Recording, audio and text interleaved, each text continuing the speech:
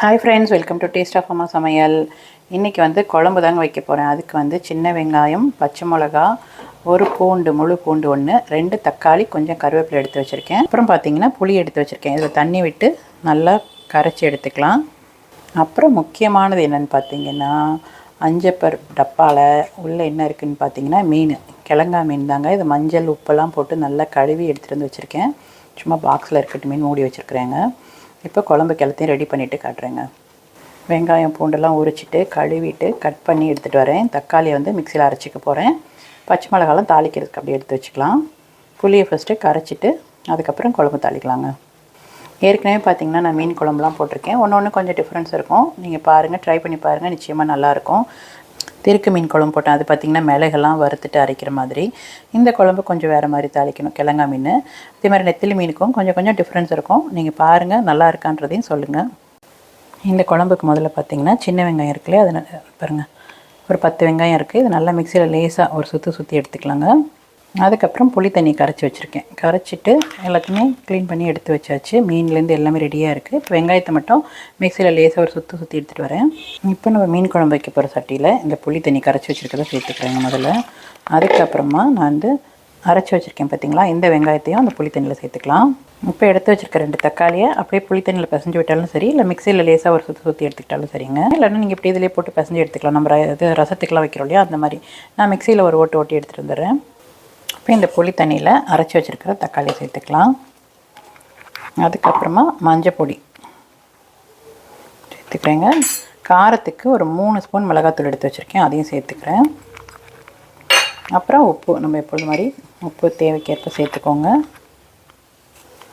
எல்லாத்தையும் இந்த புளி தண்ணியில் சேர்த்துட்டு கட் பண்ணி வச்சுருக்கிற பச்சை மிளகா நல்லா இது மாதிரி கீரி எடுத்துக்கோங்க. 3 பச்சை மிளகா எடுத்துருக்கேன், அதையும் சேர்த்து நல்லா மிக்ஸ் பண்ணி விட்டுடலாம்.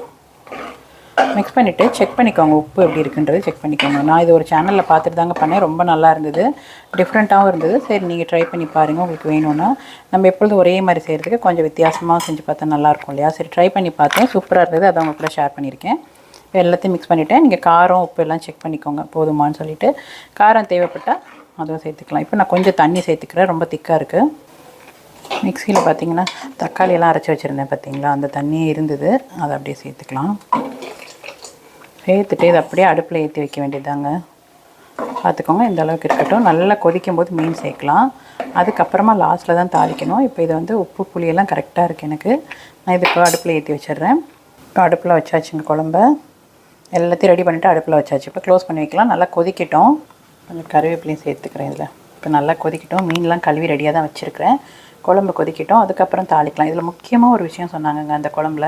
அதை பார்த்துட்டு தான் செஞ்சு பார்த்தேன், நல்லா இருந்தது. சரி, உங்களுக்கும் பிடிக்கும்னா ட்ரை பண்ணி பாருங்கள். ஏன்னா நம்ம டவுட்லேயே இருப்போம், நல்லா இருக்கா இல்லையா அப்படின்னு யோசிப்போம் இல்லையா. நம்ம சில இதெல்லாம் பார்ப்போம், வீடியோஸ்லாம் பார்ப்போம், செய்கிறதுக்கு யோசிப்போம். அதனால் நானும் அந்த மாதிரி தான் யோசிச்சுட்டு இருந்தேன். அப்புறம் ட்ரை பண்ணேன், சூப்பராக இருந்தது, அதை ஷேர் பண்ணியிருக்கேன். இப்போ இதுக்கு முக்கியமாக என்னென்னு பார்த்தீங்கன்னா கடாயில் வெறும் கடாய் எடுத்துக்கோங்க. அதில் கொஞ்சமாக வெந்தயத்தை போட்டு, கொஞ்சமாக நிறையவோ நீங்கள் வேணால் கூட வறுத்து வச்சுக்கலாம். புளி குழம்புக்கெலாம் போட்டது கூட நல்லாயிருக்கும். அவங்க சொன்ன சின்ன டிப்ஸ் பார்த்திங்கன்னா இதுதான். நல்லா வறுத்துட்டு மிக்சியில் பொடி பண்ணி எடுத்துக்க சொன்னாங்க. எடுத்துகிட்டு லாஸ்ட்டில் சேர்க்கணும். இது நல்லா வறுத்துக்கலாம். இது பார்த்திங்கன்னா புளி குழம்புக்கெல்லாமே ரொம்ப நல்லாயிருக்கும். ஆக்சுவலாக அதெல்லாம் பண்ணி பார்த்துருக்கேன். மீன் குழம்புல சேர்த்து நான் பார்த்ததில்ல, அதுக்காக தான் ட்ரை பண்ணேன். பட் நல்லா இருந்தது, நல்லா வாசனையாக இருந்தது குழம்பும். பார்த்திங்கன்னா நல்லா வறுத்துக்கலாம்.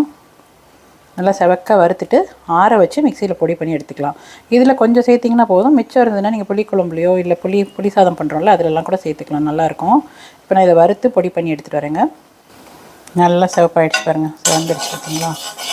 இப்போ ஆஃப் பண்ணிவிட்டேன், ஆறட்டும். அப்புறம் மிக்சியில் பொடி பண்ணிக்கலாம். குழம்பு இப்போ நல்லா கொதிக்குது. நான் என்ன பண்ண போகிறேன்னு பார்த்தீங்கன்னா கொஞ்சமாக தேங்காய் அரைச்சி வச்சுருக்கேங்க. இந்த தேங்காவை இதில் சேர்த்துக்கிறேன். சேர்த்து 2 நிமிஷம் கொதிக்கட்டும். கொதிச்சதுக்கப்புறமா மீனை சேர்த்துக்கலாம். கொஞ்சம் தான், நிறைய இல்லைங்க, கொஞ்சமாக தான் தேங்காய் சேர்த்துருக்கேன்.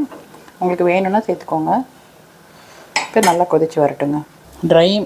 ட்ரை மிக்சியில் போட்டு பொடி பண்ணிக்கலாம். ஈரமாக இருந்தால் உங்களுக்கு ஒட்டிக்கோங்க. நல்லா காஞ்சி மிக்சி தான் இது. இதில் போட்டு நல்லா பொடி பண்ணிக்கலாம். வெந்தயத்தை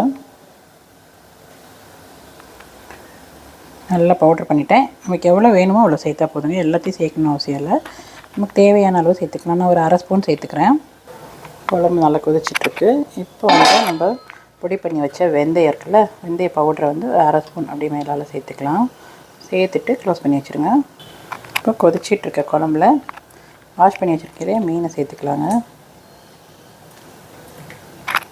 சேர்த்துட்டு மீன் ஒரு 2 நிமிஷம் நல்லா கொதிக்கட்டும். 2லேருந்து ஒரு 4-5 நிமிஷம் நல்லா கொதிக்கட்டும் மீன். அதுக்கப்புறம் தாளித்து கொட்டிக்கலாம். மீன் செக் பண்ணிக்கோங்க, நல்லா வெந்திருக்கான்னு பார்த்துக்கோங்க. எல்லா மீனையும் சேர்த்துட்டேங்க. சேர்த்துட்டு இப்போ நல்லா கொதிக்க விட்டுருக்கேன். கொதித்து வரட்டும். மீனை உடைக்காமல் லேசாக வேணால் ஒரு கிண்டி விடுங்க.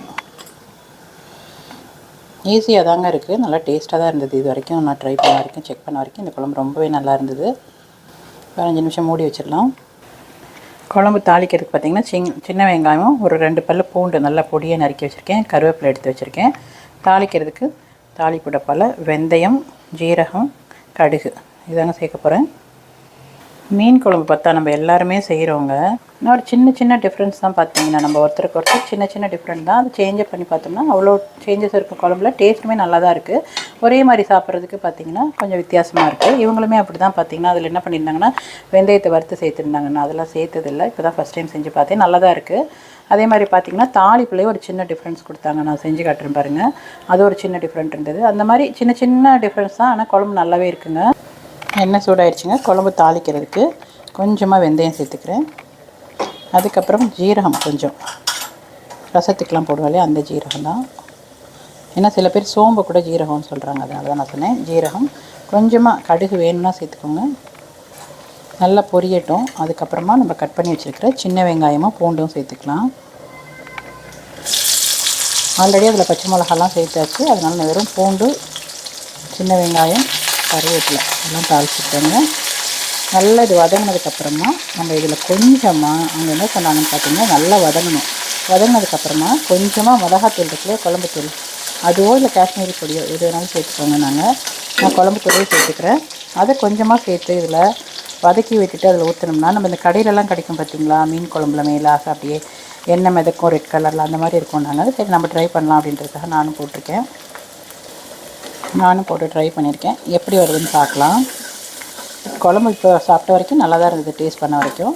இப்போ இது நல்லா கொஞ்சம் வதங்கட்டும். எடுத்து கொதிச்சிட்ருக்க குழம்புல சேர்த்துக்கலாங்க. இப்போ கொதிச்சிட்ருக்க மீன் குழம்புல சேர்த்துடுறேன். தாளிச்சதெல்லாம் சேர்த்து நல்லா மூடி வச்சிடலாம். 2 நிமிஷம் கொதிக்கட்டுங்க. குழம்பு நல்லா கொதிக்குதுங்க. லாஸ்ட்டாக இந்த எடுத்து வச்சுருக்க கொத்தமல்லியை நல்லா பொடியாக நறுக்கி சேர்த்துக்கோங்க. எல்லா மீன் குழம்புக்குமே கடைசியில் கொத்தமல்லி சேர்த்திங்கன்னா நல்லாயிருக்கும், டேஸ்ட்டும் நல்லாயிருக்கும், அந்த ஃப்ளேவரோட ரொம்ப சூப்பராக இருக்கும். புதுசாக ட்ரை பண்ணுறவங்க வந்து ட்ரை பண்ணி பாருங்கள். இப்போ குழம்பு கொதிச்சிட்ருக்கு, நல்லா கொதிச்சிட்ருக்கு குழம்பு. சூப்பராக இருக்குங்க. நிஜமாகவே ரொம்ப நல்லா இருக்குது. நானே இப்போ தான் ஃபஸ்ட் டைம் இந்த மாதிரி ட்ரை பண்ணேன். ரொம்ப சூப்பராக இருக்குங்க. நார்மலாக நம்ம வைக்கிற குழம்பை விட இது ரொம்ப நல்லாயிருக்கு.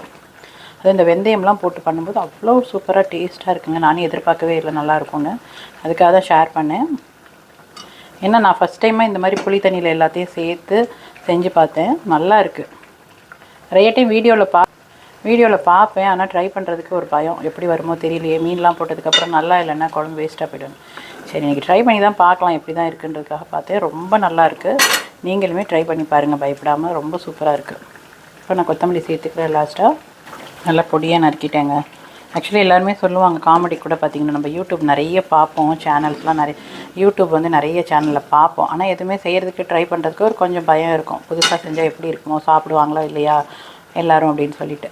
அதை அப்படி நினச்சிட்டு தான் நானும் ட்ரை பண்ணேன். பட் நல்லா இருந்தது, ரொம்ப சூப்பராக இருந்துச்சு. நீங்களுமே பயப்படாமல் ட்ரை பண்ணி பாருங்கள், நிச்சயமாக நல்லாயிருக்கும். யோசிக்காமல் ஒரு முறை இதே மாதிரி ட்ரை பண்ணி பார்த்துட்டு எப்படி இருக்குது சொல்லுங்கள். பிடிச்சிருந்துச்சுன்னா லைக் பண்ணுங்கள், ஷேர் பண்ணுங்கள். மறக்காமல் என்னுடைய சேனலுக்கு சப்போர்ட் பண்ணுங்கள் ஃப்ரெண்ட்ஸ். இதே மாதிரி என்னுடைய சேனலில் குக்கிங் வீடியோஸ்லாம் இருக்குது, ஷாப்பிங் வீடியோஸ் இருக்குது, பாருங்கள். புதுசாக பார்க்குற ஃப்ரெண்ட்ஸ் இருந்தால் சப்ஸ்கிரைபும் பண்ணிக்கோங்க. மீன் பாருங்கள், உடையாமல் ரொம்ப அழகாக சூப்பராக வந்துச்சு. கிழங்கா மீன் இது. முள் கொஞ்சம் இருக்கும், பட் டேஸ்ட் நல்லாயிருக்கும். குழம்பு டேஸ்ட் ரொம்ப நல்லாயிருக்கும் கிழங்கா மீனில். ட்ரை பண்ணி பார்த்துட்டு பிடிச்சிருந்துச்சுன்னா லைக் பண்ணுங்கள் ஃப்ரெண்ட்ஸ். தேங்க்யூ.